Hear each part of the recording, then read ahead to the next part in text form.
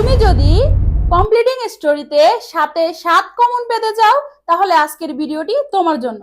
কেননা এই ভিডিওর মাধ্যমে আমি তোমাকে দিচ্ছি কমপ্লিটিং স্টোরির ওপর একদম 100% কমন সাজেশন। যে সাজেশনটা অবশ্যই পরীক্ষার হলে যাওয়ার আগে তোমার একবার হলেও একটু দেখে যাওয়া উচিত। তার জন্য আমি তোমাকে বলবো যে ভিডিওটি স্কিপ না করে আপুর সাথে তুমি সর্বোচ্চ 2 মিনিটের এই ক্লাসটি করে দেখো।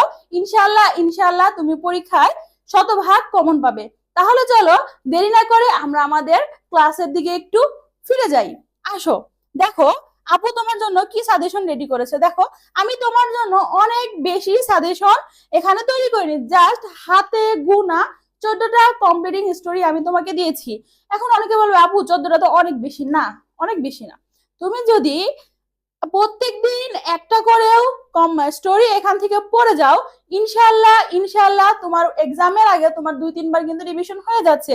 আর এমন না যে তুমি এগুলো আগে কখনো পড়োনি। সুতরাং তুমি আর যেখান থেকেই পড়ো না কেন, যে সাজেশন ফলো করো না কেন, আমি তোমাকে বলবো পরীক্ষার হলে যাওয়ার আগে অবশ্যই আপুর এই সাজেশনটা একটু ফলো করো। দেখো তো আপু তোমার জন্য কি দিছে। আমি প্রথমে তোমার জন্য যে স্টোরি কথাটা বলবো তা হচ্ছে লায়ার কাউবয়, হ্যাঁ, মিথ্যাবাদী রাখালের যে গল্পটা রয়েছে এটা খুবই কমন।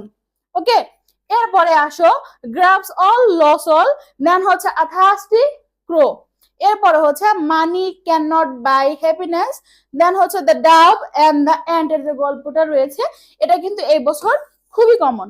এরপর এ সেলফিশ জায়ান্ট, দেন হচ্ছে what is fun to one is death to another. এটা আমি একটু এখানে টিক দিয়ে রাখছি, তোমাকে একটা কথা বলবো। দেন দেখো an honest woodcutter, and then হচ্ছে a friend in need is a friend in deed, and then রয়েছে দ্য হিডেন ট্রেজার, তারপর হচ্ছে আ বয়েজ ইন্টিগ্রিটি বা sense of responsibility of a school boy. Okay, এখানেও আমি একটু tick চিহ্ন দিব। এরপরে আমাদের রবার্ট ব্রুশের যে গল্পটা রয়েছে failure is the key of success, হ্যাঁ, এটা বলতে পারি। এরপরে দেখো stitch in time saves 9, and then হচ্ছে dress does not make a man rich, এটা হচ্ছে কোনটা, আমাদের শেখ সাদির যে গল্পটা, হ্যাঁ, শেখ সাদির হচ্ছে গল্পটা এটা। এখন আমি দেখো এখানে 2টা গল্পেতে একটু টিক দিছি। এখন কথা হচ্ছে আমি কেন এই 2টা গল্পে টিক দিলাম, কারণ এই 2টা হচ্ছে আমাদের ক্রিয়েটিভ স্টোরি। বিগত বছরের কোয়েশ্চেন গুলো যদি আমরা একটু অ্যানালাইসিস করি, এখানে আমাদের হচ্ছে কি ট্রেডিশনাল স্টোরির পাশাপাশি ক্রিয়েটিভ স্টোরি গুলো আসতেও দেখা যাচ্ছে। এখন কথা হচ্ছে আমি তোমাকে শতভাগ কমন বলছি, এরপরেও যদি আমাদের ক্রিয়েটিভ স্টোরি গুলো আসে তাহলে তুমি এই যে স্টোরি আমি এখানে যে 2টা দিছি এই 2টা একটু ভালো করে দেখবা যে বোর্ড কোশ্চেনে আমার 3-4 লাইন দেওয়া আছে বা বিগত বছরের প্রশ্নে। এরপর হচ্ছে গল্পটা কিভাবে শেষ করছে, তুমি জাস্ট একটু জিনিসটা দেখে যাবা, হ্যাঁ, যাতে করে তুমি হচ্ছে যদি ক্রিয়েটিভ স্টোরি আসে তুমি যাতে বানিয়ে লিখতে পারো। আর ক্রিয়েটিভ স্টোরি কিভাবে লিখতে হয় এ সম্পর্কে যদি তোমাকে জানতে হয় আমাদের আগে একটা ভিডিও রয়েছে, তুমি চাইলে সেই ভিডিওটা ক্লিক করে দেখতে পারো।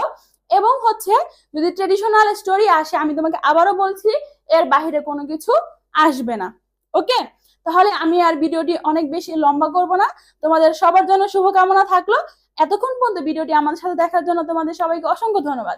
তোমাদের সবার সাথে দেখা হবে পরবর্তী সাজেশন ক্লাসে। ধন্যবাদ সবাইকে।